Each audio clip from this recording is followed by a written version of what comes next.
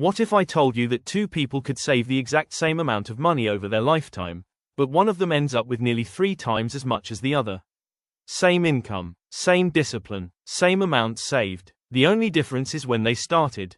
That is compound interest, and by the end of this video you'll understand exactly why it's the most powerful force in personal finance. Welcome back to Money Learn HQ. Today we're covering compound interest, the concept that every financial expert, every investment book and every wealthy person understands, and that almost nobody teaches you when you're young enough for it to actually matter. Let's fix that right now. To understand compound interest, you first need to understand simple interest so you can see the difference. Simple interest is straightforward. You put £1,000 in an account paying 10% interest per year. After year 1 you earn £100. After year 2 you earn another £100. After year 3 another £100. The interest is always calculated on your original amount. After 10 years you've earned £1,000 in interest and your total is £2,000.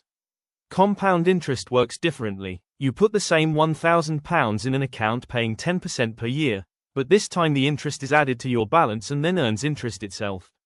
After year 1 you earn £100. Your balance is now £1,100. After year 2 you earn 10% on £1,100, that's £110. Your balance is now £1,210. After year 3 you earn 10% on £1,210, that's £121. Your balance is now £1,331. The numbers start small, but watch what happens over time. After 10 years with simple interest you have £2,000. After 10 years with compound interest you have £2,594. After 20 years with compound interest you have £6,727. After 40 years, £45,259. Same starting amount, same interest rate, the only variable is time. That is the power of compounding. Here is the comparison that makes compound interest impossible to ignore. Meet Sarah and James. Both want to retire comfortably at 65. Sarah starts saving at 20. She puts away £200 a month into an investment account averaging 7% annual return.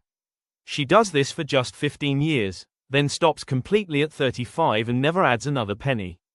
James starts saving at 35, the age Sarah stopped. He also puts away £200 a month at the same 7% return. But he keeps going all the way until he's 65. 30 years of saving without stopping. James saves for twice as long as Sarah. He puts in twice as much money. But when they both reach 65, Sarah has more.